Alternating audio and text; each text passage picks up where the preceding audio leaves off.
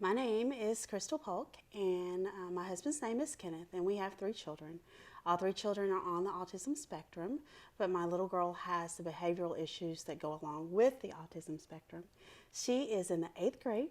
She is 14 years old, and she attends Magnolia Alternative School in Horn Lake, Mississippi, which is in the DeSoto County area.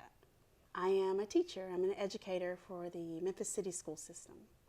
I've been a teacher for 10 years. An incident happened with Kristen last year in January. I received a phone call saying that my daughter had been arrested. I immediately called the Justice Center to see had she made it, and she had not. About 15 minutes later, I got a call from the police officer saying that Kristen had been arrested for disorderly conduct, that he had gained an arrest warrant from the judge to have her sent down, and it was for her own good. Later on, the details I found out were that he had spent an hour riding her around because he stated that he could show her better than tell her before she got to the Justice Center to be processed, which ended up making her having to spend the night because no one was available to get her out. The police officer had called her once. She had gotten away and ran again. And this time when he found her on the school campus, he grabbed her and she overpowered him. From my understanding, the principal was telling him not to do this, and he did on his own anyways. When she overpowered him, he then got up and threw her on the ground and put her hands behind her back and handcuffed her and threw her in the car to take her down to the Justice Center. The lady who's over the court, she immediately called me. She says, "Miss Polk, is your child special?" I says, "Yes, she is." See, he didn't portray that to the judge. He says, "I have a juvenile delinquent." He ensured that when I got there, there was nobody there.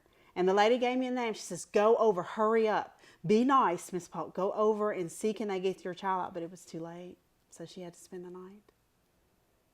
As a matter of fact, she had to sit by an officer throughout the night because she would not calm down enough to go inside of the cell because she didn't understand.